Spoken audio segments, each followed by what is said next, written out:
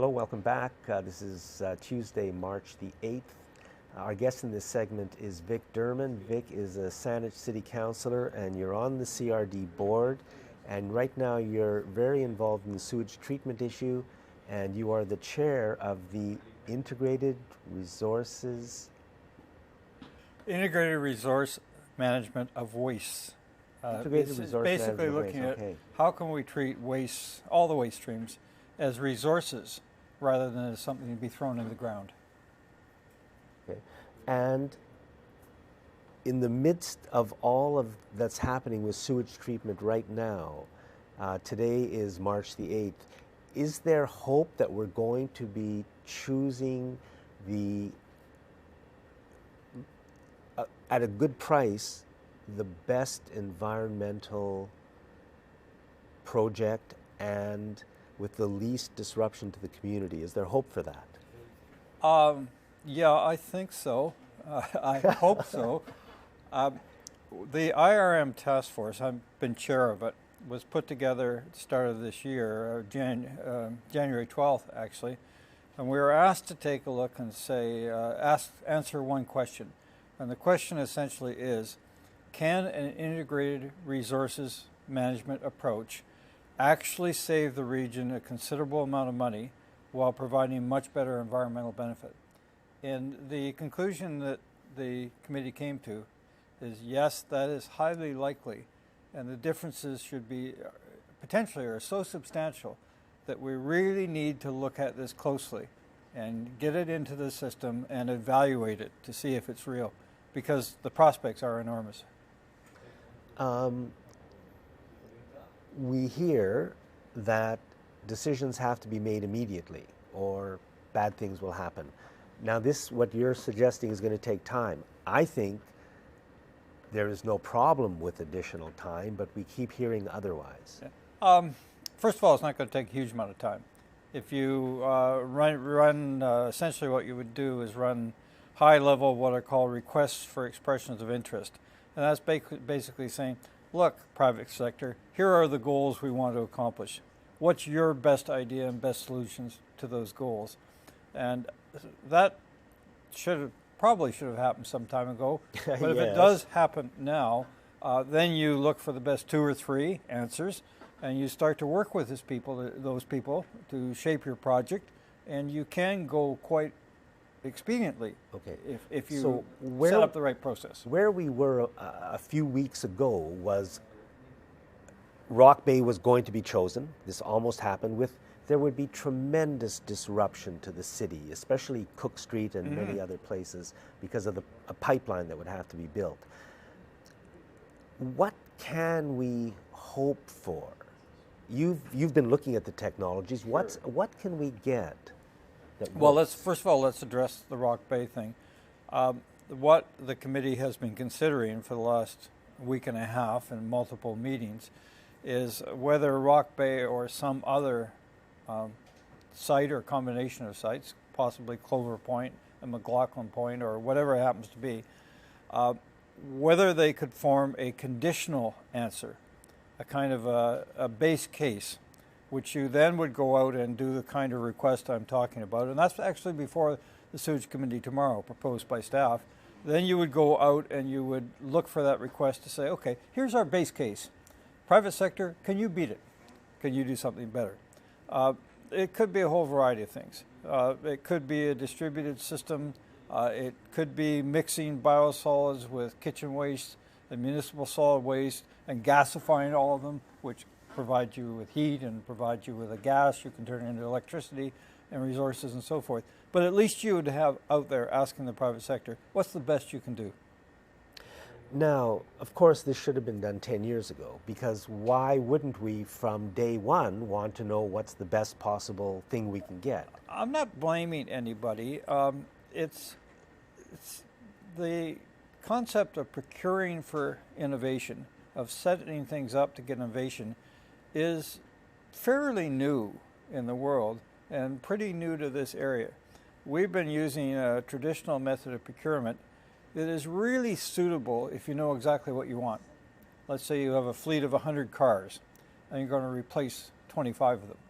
So you put out a request for proposals, and you send it to the major dealers, and you say, I need 25 new cars, and they have to meet these specifications. And they bid, and you get your answer. That's fine if you know exactly what you want. But if you're looking for something to say, here are my goals, and they're lofty goals, and they perhaps are a little bit beyond what's been done before, such as minimizing cost, maximizing response to climate change, maximizing the creation of resources. Those aren't standard things that you pick off the shelf. So you have to have a different system of procurement, and it really has to be outcome or goal driven. This is where we want to get to.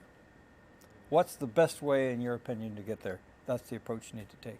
And I think we're moving in that direction now. I really, really hope we are, because I think, I'm not even sure we need sewage treatment, but putting that aside, let's make sure we don't do something stupid like we almost could have done a year ago. Yeah, the debate on whether we not need sewage treatment or not is a debate that right now I can't get involved in. I've been mandated by other levels of government that we're going to treat.